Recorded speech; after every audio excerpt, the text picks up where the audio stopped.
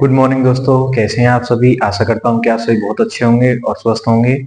दोस्तों, पिछली वीडियोस में हमने बात की थी समाकलन इंटीग्रेशन के एक्सरसाइज 7.1 के बारे में। दोस्तों, इस वीडियो में हम बात करने वाले हैं एक्सरसाइज 7.2 के बारे में।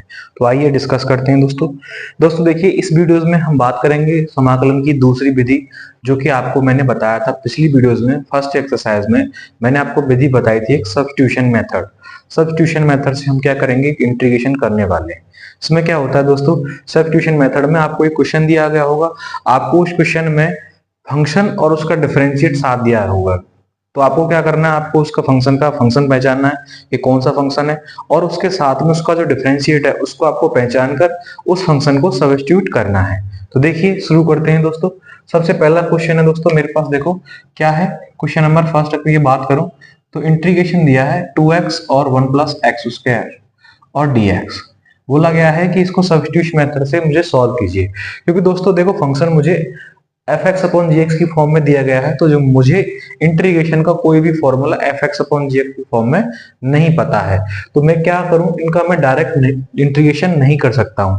मैं क्या करूंगा दोस्तों, मैं इसमें फंक्शन को सब्स्टिट्यूट करूंगा। मैं क्या मानूंगा, मैं सोचूंगा कि मेरे पास ऐसा कौन सा फंक्शन है जिसको मैं सब्स्टिट्यूट करने से मुझे उसका डिफरेंशिएट प्राप्त हो जाए।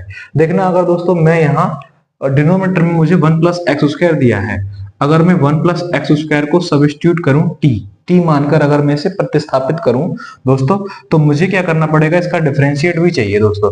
क्योंकि जब मैंने टी फंक्शन माना है एक्स की जगह पर, लेकिन मेरा डिफरेंशिएट तो dx हो रहा है, तो मुझे इस फंक्शन को जब टी मानूंगा तो मुझे इसका differentiation with respect to T चाहिए। तो मैं क्या करूंगा, इस फंक्शन को दोनों तरफ डिफरेंशिएट करेंगे। तो देखो, इस फंक्शन को डिफरेंशिएट करोगे तो 0 का 1 का हो जाएगा 0 दोस्तों, और इसका हो जाएगा 2x, और x का दोस्तों आप जानते हो डिफरेंशिएट क्या होता है, dx, और इधर फंक्शन का मिलेगा मुझे dt। t वाले का क्या मिल जाएगा, dt। तो इसका मतलब क्या हुआ कि जो मेरा 2x और dx की जो वैल्यू है दोस्तों, वो कितना dt के बराबर हो गई। जो चीज मैंने दोस्तों यहाँ सब्स्टिट्यूट की है, लेट की है, वो मुझे क्या करना पड़ेगा, ये सब चीजें मैंने इसको मेरे जो क्वेश्चन है दोस्तों उसे सॉल्व करने के लिए की है। तो क्या करेंगे, इसी सब चीज को सब्स्टिट्यूट करेंगे इस फंक्शन में। तो देखिए, 2x और dx की जगह पर क्या है, dt। मतलब 2x और dx को मिलाकर क्या बन जाता है, dt बन जाता है। तो यहां मैं लिख सकता हूं dt। और नीचे वाला फंक्शन 1 प्लस एक्स स्क्वायर मैंने जो सब्स्टिट्यूट किया है दोस्तों, वो क्या किया है, t में सब्स्टिट्यूट किया है। तो देखना, ये अगर मैं आप इसको लिखना चाहूं तो आप ऐसे लिख सकते हो 1/t और dt। यहाँ दोस्तों देखो, t का ही फंक्शन है और डिफरेंशिएट भी t के सापेक्ष ही हो रहा है। अब आप जानते हो दोस्तों कि आपने एक फॉर्मूला पढ़ा था 1/x और dx। 1/x और dx होता है तो उसका इंटीग्रेशन क्या होता है, log x। यहाँ दोस्तों हमारे पास क्या है, 1/t और dt। तो इसका जो इंटीग्रेशन आपको मिलेगा, वो दोस्तों मिल जाएगा log t, और कांस्टेंट हमारा c भी साथ में आ जाएगा। लेकिन दोस्तों यहाँ पर इंटीग्रेशन करने के बाद को आपको छोड़ना नहीं है, क्योंकि आपका जो मेन क्वेश्चन था वो इन टर्म ऑफ एक्स था। तो आपको जो फाइनल आंसर है दोस्तों, वो भी इन टर्म ऑफ एक्स ही देना पड़ेगा। तो आप क्या करोगे, जो भी चीज आपने सब्स्टिट्यूट की है, आप उसकी वैल्यू, जो फाइनल आंसर है दोस्तों, जो इंटीग्रेशन होने के बाद आया है, उसमें आप जो मेन फंक्शन सब्स्टिट्यूट वाला जो फंक्शन है उसकी वैल्यू रखोगे। तो यहाँ से आपको क्या मिलेगा, लॉग टी की जगह पर रखोगे तो 1 प्लस एक्स स्क्वायर को मैंने टी माना और प्लस में सी। यही क्या रहने वाला है दोस्तों, यही मेरा फाइनल आंसर रहने वाला है। आशा करता हूं तुम्हें आपको ये पसंद आया होगा और समझ में भी आया होगा। क्वेश्चन नंबर 2 की अगर मैं बात करूं दोस्तों, देखो क्वेश्चन नंबर 2 मेरे पास दे रखा है इंटीग्रेशन में दोस्तों क्या है, log x का होल स्क्वायर अपॉन में x और dx।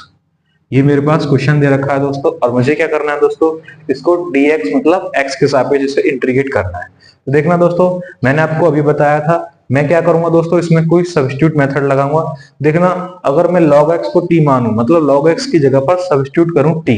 देखो, log x की जगह पर आप सब्स्टिट्यूट करो t, तो इसका डिफरेंशिएट जब आप करोगे तो आपके पास मिलेगा 1/x और dx इक्वल टू dt। मतलब जो आपके पास जो फंक्शन log x का होल स्क्वायर दे रखा है, तो अगर मैं t रखूंगा log x की जगह, तो फंक्शन हो जाएगा t स्क्वायर, और यहां से 1/x dx की जगह क्या हो जाएगा, dt। तो सब्स्टिट्यूट होने के बाद जो आपका फंक्शन है दोस्तों, वो क्या बचेगा, देखना ऊपर बचेगा डी स्क्वायर, और दोस्तों dx और वन अपॉन एक्स की वैल्यू की जगह क्या लिख सकता हूँ, dt लिख सकता हूँ। तो मुझे मेरा सब्स्टिट्यूट करने के बाद जो फंक्शन है वो ये मिला है। अब क्या करेंगे दोस्तों, इसका आप इंटीग्रेशन कर सकते हो। तो देखिए टी की पावर 2 है तो क्या हो जाएगा +1 और 2 + 1 प्लस में कांस्टेंट टर्म c। तो यहां से दोस्तों आपके पास मिलेगा टी की पावर 3/3 और प्लस में c। क्या करना है, इंटीग्रेशन करने के बाद में दोस्तों, मैंने आपको बताया इंटीग्रेशन करने के बाद में, क्योंकि आपका जो मेन क्वेश्चन है वो इन फॉर्म ऑफ x है, तो आप क्या लिखना है, वो इन टर्म ऑफ x ही इसका आंसर लिखोगे। तो रखो, यहां से क्या मिल जाएगा, t की जगह जब आप रखोगे तो यहां हो जाएगा log x का होल क्यूब अपॉन 3 और प्लस में c। यही क्या है दोस्तों, यही मेरा फाइनल आंसर है। आशा करता हूं कि आपको ये दोनों समझ में आए होंगे। चलते हैं नेक्स्ट क्वेश्चन की तरफ। Question number 3। क्वेश्चन नंबर 3 है मेरे पास। क्या दे रखा है फंक्शन, मुझे फंक्शन दिया है इंटीग्रेशन कीजिए 1/x प्लस का x plus x log x और dx। आपको बताया गया है कि इसको आपको फंक्शन का क्या करना है, इंटीग्रेट करना है। देखना दोस्तों, x आपको इस टर्म में भी है और इस टर्म में भी है। आप क्या करो, x को कॉमन ले लो, तो देखना जो फंक्शन है आपका वो क्या रह जाएगा, x को अगर बाहर निकालोगे तो यहां से मिल जाएगा आपको फंक्शन 1 प्लस का log x। फंक्शन को आप लिख सकते हो 1 प्लस का log x। जब दोस्तों आप सब्स्टिट्यूट करोगे तो आप जानते हो कि आपके पास क्या है, 1/x है और इधर log x 1 plus log x है। तो आप जानते हो 1 प्लस log x मतलब log x का जो डिफरेंशिएट है वो 1 प्लस x होता है। तो मैं इस वाले चीज को सब्स्टिट्यूट कर सकता हूं। तो आप लेट करो 1 plus log x। log x को आपने क्या मान लिया, t मान लिया। 1 प्लस log x को आपने t मान लिया दोस्तों। तो देखो इसका डिफरेंशिएट मिलेगा आपको 0 प्लस का 1/x और dx इक्वल टू dt। तो इसका डिफरेंशिएट आपको कितना मिला, 1/x। यहां से आप इसे लिख सकते हो 1/x dx बराबर dt। तो देखो इसी चीज को, जो चीज हमने लेट की है दोस्तों, उस चीज को हम किसमें, क्वेश्चन में सब्स्टिट्यूट करने वाले हैं। तो देखना यहां से मेरा क्वेश्चन जो बचेगा दोस्तों, सब्स्टिट्यूट होने के बाद 1/x dx, 1/x और dx तो dt हो जाएगा। यहां से बचेगा 1 प्लस log x, तो ये क्या हो जाएगा दोस्तों, 1/t हो जाएगा। देखो दोबारा से 1 प्लस log x की जगह t रखेंगे, ऊपर 1 है और 1/x dx की जगह dt हो गया है। ठीक है, तो यहां से मेरा फंक्शन क्या बचा, 1/t और dt। आप जानते हो 1/t t के सापेक्ष डिफरेंशिएट हो रहा है, तो आप इसे लिख सकते हो log t और प्लस में कांस्टेंट टर्म c। तो c हमारा कांस्टेंट टर्म आ गया। अब क्या करेंगे दोस्तों, जो आपने t माना है, जिसको आपने सब्स्टिट्यूट किया है क्वेश्चन में, आप उसे क्या रखोगे, उसे फाइनल आंसर में आप रखोगे। तो रखो, आपका जो फाइनल आंसर है वो क्या बनेगा, यहां से हो जाएगा log 1 plus log x, 1 plus log x और प्लस में c। यही क्या है दोस्तों, यही आपका फाइनल आंसर होगा। आशा करता हूं कि आपको ये समझ में आया होगा। चलते हैं नेक्स्ट क्वेश्चन की तरफ। क्वेश्चन नंबर 4 है दोस्तों। देखिए क्वेश्चन नंबर 4 आपको पास क्या दे रखा है, आपसे कहा है sin x, दो फंक्शन है sin x और मल्टीप्लाई में लगाकर दिया है sin x के अंदर दिया है दोस्तों cos x और dx। आपसे कहा है कि आपको क्या करना है, इसका इंटीग्रेट करना है। देखो दोस्तों, sin x के अंदर में जो एंगल है वो cos x लगाकर दिया है। आप जानते हो कि अगर आप इस एंगल को सब्स्टिट्यूट करो, अगर आप इस एंगल को t मानकर सब्स्टिट्यूट करो तो इसका डिफरेंशिएट आपको sin x मिल जाएगा। तो देखना मैं क्या करूंगा, आप लेट करोगे, cos x को सब्स्टिट्यूट करोगे cos x बराबर t मानकर। cos x को आप जानते हो दोस्तों, इसका जो डिफरेंशिएट होता है वो माइनस का sin x होता है और dx बराबर dt। आप जानते हो आपके पास क्वेश्चन में कहीं भी क्या नहीं है, माइनस नहीं है। आपके पास sin x है और dx है, लेकिन आपके पास माइनस नहीं है। तो माइनस का क्या करोगे, dt की साइड में ले जाओगे। तो यहां से आप लिख सकते हो sin x dx बराबर दोस्तों माइनस का dt। और अपने जब आप क्वेश्चन को सब्स्टिट्यूट करोगे दोस्तों, तो आप कैसे लिखोगे, sin x और dx तो dt में चला गया दोस्तों। यहां से बचेगा आपके पास sin और cos को आपने t माना तो dt और इनटू में दोस्तों माइनस का dt। माइनस का चिन्ह आपके पास आगे आ जाएगा, आप इसे लिख सकते हो -1 और sin t और dt। आप जानते हो दोस्तों इसका इंटीग्रेट क्या होता है, sin t dt का इंटीग्रेट आप जानते हो cos t होता है। फिर आगे से माइनस लगा हुआ है तो क्या हो जाएगा, माइनस का cos t और प्लस में c। आपको जो फाइनल आंसर है दोस्तों वो क्या, इन टर्म ऑफ x लिखना है। तो आपने जो सब्स्टिट्यूट किया है t, आप उसकी वैल्यू को इसमें रखोगे। तो देखिए क्या मिलेगा, माइनस कॉस टी की जगह पर आप क्या रखोगे cos x और प्लस में कांस्टेंट टर्म क्या रहेगा आपका सी रहेगा, कांस्टेंट टर्म सी रहेगा। और यही क्या रहने वाला है दोस्तों, आपका फाइनल आंसर रहने वाला है। आशा करता हूं कि ये दोनों क्वेश्चंस आपको अच्छे से समझ में आए होंगे। चलते हैं नेक्स्ट क्वेश्चन की तरफ। Question number 5। क्वेश्चन नंबर 5 है आपके पास, क्या दिया है, साइन और एंगल में दिया है a x plus b into cos, angle में ए एक्स प्लस बी और डी एक्स। आपको बोला गया है कि इनका आपको क्या करना है दोस्तों, इसका आपको डिफरेंशिएट करना है। देखो दोस्तों, आप जानते हो एक फॉर्मूला, आप इसे दो तरीके से कर सकते हो दोस्तों। मैं आपको दोनों तरीके बताने वाला हूं। देखो, आपने एक फॉर्मूला पढ़ा होगा दोस्तों, साइन 2x फॉर्मूला आप जानते होंगे, पिछली एक्सरसाइज में भी और पिछले 11th में भी आपने पढ़ा होगा। अगर आप साइन 2x का फॉर्मूला जानते हो तो आप उसे लिखते हो 2 sin x into cos x.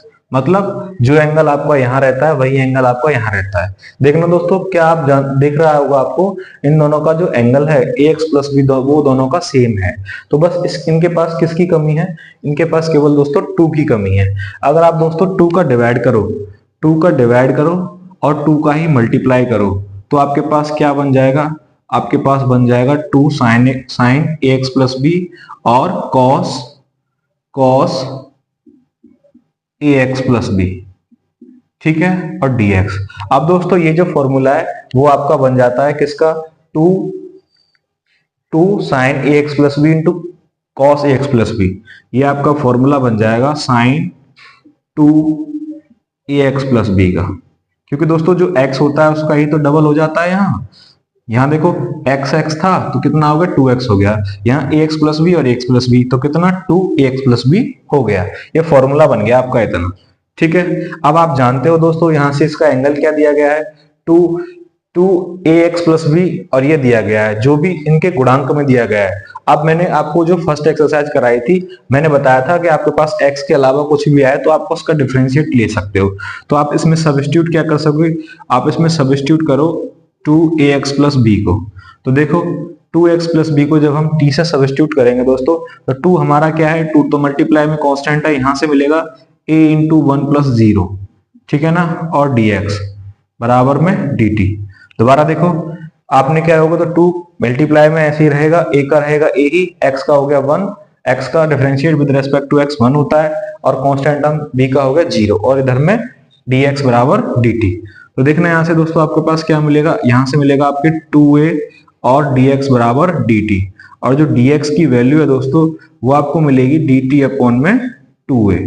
और इसी चीज को आप किस में लिखोगे, इसी चीज को आप इसमें कर सकते हो। तो देखो आपके पास जो फंक्शन है वो क्या मिल जाएगा दोस्तों, ये हो जाएगा साइन, ये ऐसी चीज आपने सभी क्या मानी है t, और dx बराबर आप लिख सकते हो, dx बराबर लिख सकते हो dt अपॉन 2a। तो यहाँ से क्या होगा दोस्तों, 2a आगे आ जाएगा। तो देखो यहाँ से क्या होगा, 1/2 हमारे पास पहले से मौजूद है और 1/2a सब्स्टिट्यूट होके आ गया है। तो यहाँ से फंक्शन क्या बचेगा, फंक्शन बचेगा साइन टी और dt। तो देखो साइन टी और dt फंक्शन बचा है आपका। तो यहाँ से क्या हो जाएगा दोस्तों, 1 इंटू 1 आप इसे लिख सकते हो 4a, 2 इंटू 2 4a, और साइन टी का दोस्तों आप जानते हो इंटीग्रेट क्या होता है, cos t और प्लस में c, cos t और प्लस में c। अभी दोस्तों जो आपने सब्स्टिट्यूट किया है t की वैल्यू, वो क्या किया है, 2 कोष्टक ax प्लस b, आप इसे किसमें फाइनल आंसर में लिखोगे। तो यहाँ से आप लिखोगे 1/4a और cos 2ax प्लस b और प्लस में c। यही क्या रहने वाला है दोस्तों, यही आपका फाइनल आंसर रहने वाला है। और दोस्तों अगर दूसरा मेथड मैं आपको बताऊं, ओरली बता देता हूं। देखो दोस्तों, अगर आप क्या करोगे, इस वाले फंक्शन को सब्स्टिट्यूट करोगे, sign a x plus B को आप सब्स्टिट्यूट करोगे तो उसका डिफरेंशिएट आपको क्या मिल जाएगा, cos a x plus B मिल जाएगा। यहां से देखो दोबारा, अगर आप इसे डिफरेंशिएट करोगे, sign a x plus B को डिफरेंशिएट करोगे तो इसका सब्स्टिट्यूट करोगे तो इसका डिफरेंशिएट ये मिलेगा आपको। तो यहां से क्या मिलेगा, ये आपको t मिल जाएगा, इंटीग्रेट t और dt, और आप उसको t स्क्वायर अपॉन 2 करके आंसर ला सकते हो। ठीक है, आशा करता हूं कि आपको ये जो आपको क्या दिया है, रूट में आपको दिया है ax प्लस बी और dx, आपसे बोला है इसका डिफरेंशिएट कीजिए विद रेस्पेक्ट टू x। तो देखिए आपको जो चीज रूट में दे सकती है दोस्तों, आप देखोगे ax प्लस बी का डिफरेंशिएट जब आप करोगे तो आपको क्या मिलेगा, सब्स्टिट्यूट करो आप ax प्लस बी को। तो ax प्लस बी को हमने लेट किया दोस्तों, t को आप जब आप सब्स्टिट्यूट करोगे दोस्तों तो आपके पास क्या मिलेगा, यहां से मिल जाएगा a और इंटू में x प्लस में b का दोस्तों आप करोगे तो 0 इंटू में dx बराबर dt। तो देखिए यहां से आपको क्या मिलेगा, आपको मिलेगा a dx इक्वल टू में dt।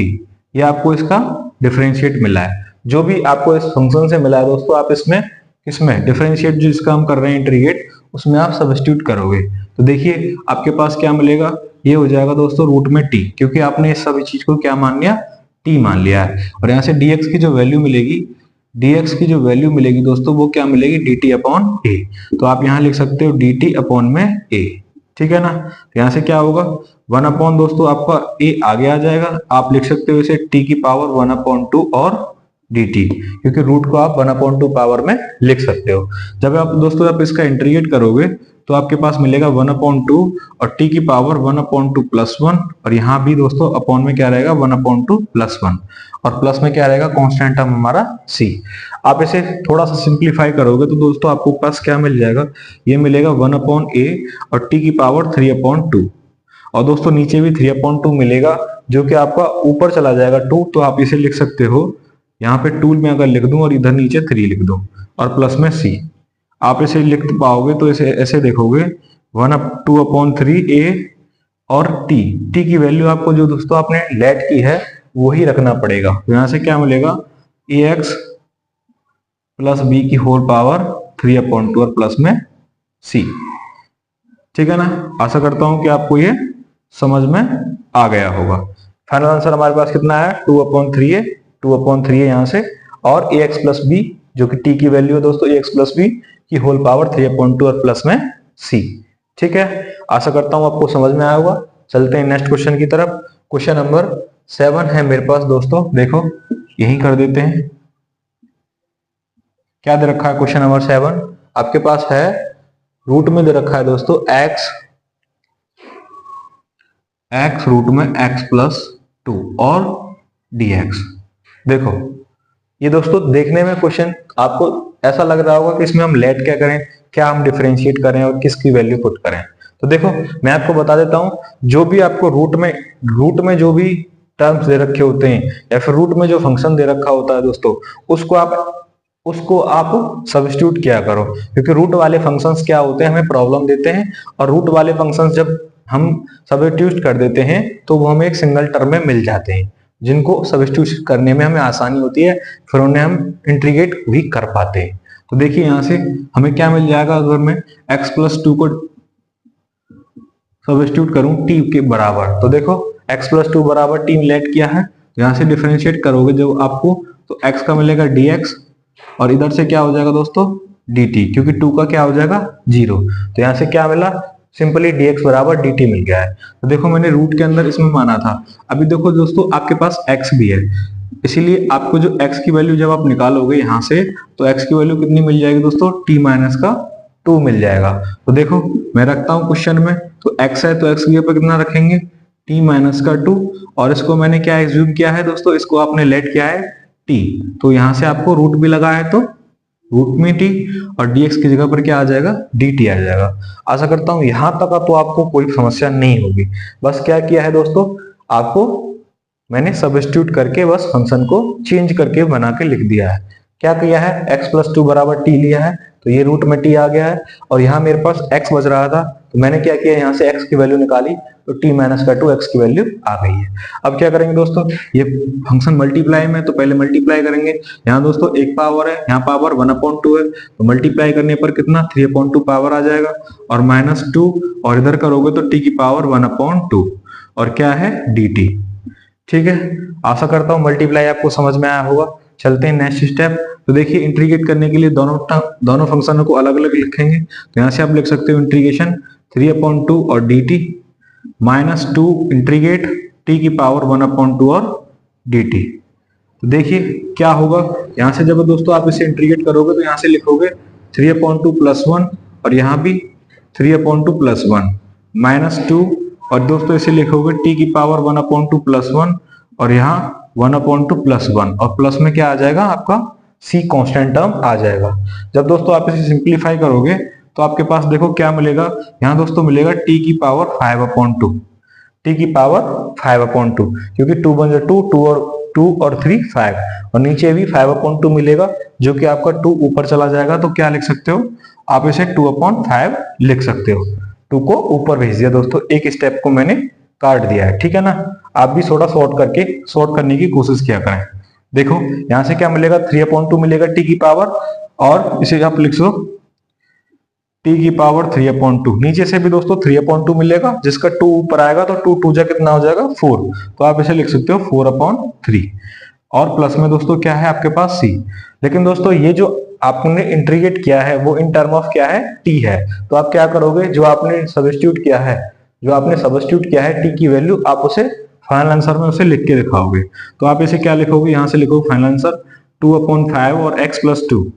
टी की जगह पर क्या आ जाएगा दोस्तों x+2 की होल पावर 5/2 माइनस 4/3, और यहाँ होगा x+2 की होल पावर कितना 3/2, और प्लस में क्या आएगा, प्लस में कांस्टेंट टर्म c।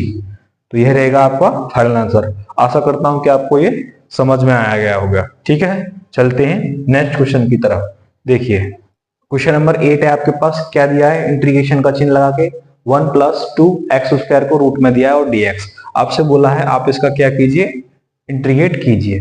देखिए दोस्तों मैंने आपको बताया था जो भी रूट में चीज दे रखी है वो चीज आपको प्रॉब्लम देती है तो आप क्या करोगे उसी चीज को आप सब्स्टिट्यूट करोगे। तो देखो आप सब्स्टिट्यूट करो, तो आपने लेट किया है किसका 1 + 2x² को आपने t में सब्स्टिट्यूट किया है। तो देखो दोस्तों इसका जो डिफरेंशिएट है वो आपको पास मिलेगा 0 प्लस यहां से करोगे तो 2 2 जा 4 और x और dx दोस्तों, और इधर मिल जाएगा dt। आप इसे लिख सकते हो 4x और dx इक्वल टू में dt। देखो आपको सब्स्टिट्यूट करने के लिए दोस्तों क्या यहाँ से आपको क्या क्या दिया गया है, रूट के अलावा आपके पास फंक्शन क्या है x और dx, लेकिन आपके पास यहाँ क्या है 4, तो 4 को आप इधर लेके जाओगे तो आप लिख सकते हो x dx बराबर dt/4। तो देखो इसको हम सब्स्टिट्यूट करेंगे दोस्तों, तो हमारे पास जो फंक्शन है हमारा जो कि इंटीग्रेशन के लिए था वो क्या मिल जाएगा, आपको मिलेगा यहाँ से रूट में t, और दोस्तों जो dx है x dx मतलब x और dx मिलके क्या dt/4, तो आप इसे लिख सकते हो dt/4। तो देखो दोस्तों कितना भयानक क्वेश्चन था और कितने सिंपल स्टेप में आके रुक गया है। तो मतलब सब्स्टिट्यूट की पावर आप जान रहे हो कि सब्स्टिट्यूशन की पावर कितनी है।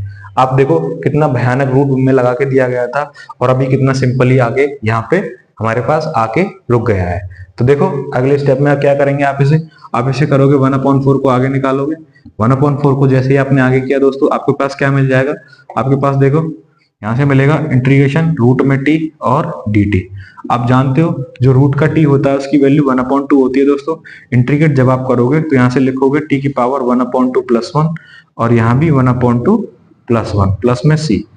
आप t की वैल्यू को जब आप लगाओगे, इधर मैं लगा देता हूँ दोस्तों, तो देखो यहाँ से क्या मिलेगा 1/4 और t की पावर कितना है दोस्तों 3/2, और यहाँ भी दोस्तों क्या हो जाएगा 3/2 और प्लस में c 2।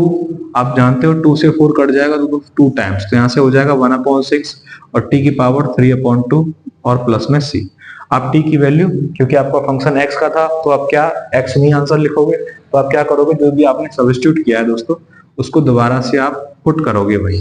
तो 1/6 और t की जगह पर क्या लगा दोगे आप 1 + 2x² की होल पावर कितना हो जाएगा दोस्तों 3/2 और प्लस में c। यही क्या रहेगा दोस्तों, यही आपका फाइनल आंसर रहेगा जो कि आप इंटीग्रेशन के पश्चात आपने प्राप्त किया है। ठीक है, चलते हैं नेक्स्ट क्वेश्चन की तरफ। Question number 9। देखिए क्वेश्चन नंबर 9 है आपके पास, क्या दे रखा है फंक्शन आपको दिया है 4x + 2 और रूट में दिया है x² + x + 1 और dx। देखिए आपको मैंने देखा कि रूट में हमें ये चीज दे रखी है तो आप क्या करोगे इसी को सब्स्टिट्यूट करोगे। तो देखो सब्स्टिट्यूट जब आप इसे करोगे दोस्तों तो आपके पास आप लेट करोगे x² + x + t x + 1 = t। तो देखिए इसका जो आपके पास डिफरेंशिएट है दोस्तों वो मिलेगा x² का जब आप करोगे तो आपके पास 2x मिलेगा, और x का करोगे तो 1, और इधर में 1 का करेंगे तो 0 हो जाएगा दोस्तों, और dx बराबर dt। ठीक है ना। अब जैसे ही आपने देखा कि आपके पास क्या मिला है डिफरेंशिएट में 2x + 1 और dx और dt मिला है, यहाँ दोस्तों जब हम सब्स्टिट्यूट कर रहे हैं तो आपने देखा 2x + 1 तो है ही नहीं आपके पास फंक्शन में, लेकिन दोस्तों उसने क्या किया है 2x + 1 को छुपा दिया है, जो कि हमें क्या करना पड़ेगा दोस्तों 2x 2x+1 जहां उसने छुपा है हम उसे खोज कर लाएंगे वहीं से, और खोज कर लाने के बाद क्या करेंगे, उसे उसमें पुट कर देंगे। तो देखो यहां से आप क्या करोगे, फंक्शन जो दिया है 4x+2, देखना अगर दोस्तों 4x+2 में से अगर मैं 2 बाहर निकालूं तो मेरे पास क्या बचेगा दोस्तों, 2x+1 बच जाएगा। और जो मेरा फंक्शन है लास्ट में वो क्या है, x² + 1x और dx। तो देखो दोस्तों यहां से अब क्या है, अब आपके पास क्या है, 2x+1 आ चुका है। तो 2x+1 को आप सब्स्टिट्यूट करोगे तो देखो क्या मिलेगा आपके पास, 2 तो ऐसे ही रहेगा, ये 2x+1 और dx दोस्तों क्या dt बना रहे हैं, तो 2x+1 और dx आपके dt बनाएंगे, और ये जो फंक्शन है आपको उसने आपने क्या माना है, t माना है। तो ये क्या हो जाएगा, ये आपका ये फंक्शन बन जाएगा, क्योंकि इसकी जगह t आ गया तो रूट चढ़ रहा है तो रूट चढ़ा दिया दोस्तों, और 2x+1 dx क्या हो गया, dt हो गया। ठीक है, आशा करता हूं यहां तक तो आपको समझ में आ गया होगा। तो 2 को दोस्तों आगे ले लेते हैं, तो यहां से आपको क्या मिलेगा, t की पावर इंटीग्रेशन 1/2 हो जाएगा और dt। अभी क्या करोगे आप इसका दोस्तों, अभी आप इसका इंटीग्रेट कर दोगे सिंपली। तो देखो 2 को जैसे ही आपने आगे लिखा तो यहां से मिलेगा आपको 1/2 + 1, और इधर भी दोस्तों क्या मिल जाएगा, 1/2 + 1, और प्लस में कांस्टेंट टर्म c। तो देखो 2 आपका आगे रहेगा, यहां से मिलेगा दोस्तों t की पावर 3/2, और नीचे भी 3/2 और प्लस में c।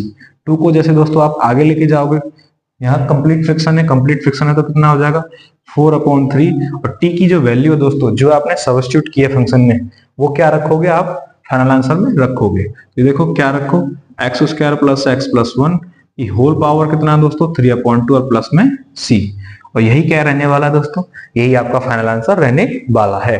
आशा करता हूं कि आपने सवाल को बहुत एंजॉय किया होगा और आपने अच्छे से समझा भी होगा। तो दोस्तों इसका जो फाइनल आंसर है वो क्या रहने वाला है, 4/3 x² + x+1 की होल पावर 3/2 और प्लस में c।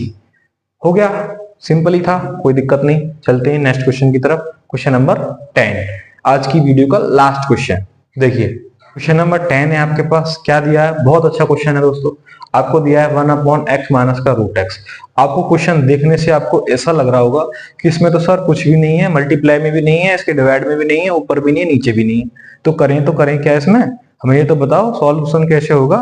तो हम है ना दोस्तों, हम हैं इसका सोल्यूशन कराने के लिए। तो देखो सॉल्व करते हैं, क्या मिलेगा, देखो आप क्या करोगे दोस्तों, देखो आपके पास यहाँ देखो 1 पावर है, यहाँ पावर कितनी है 1/2, तो आप क्या करो इसमें से 1/2 पावर बाहर निकालो।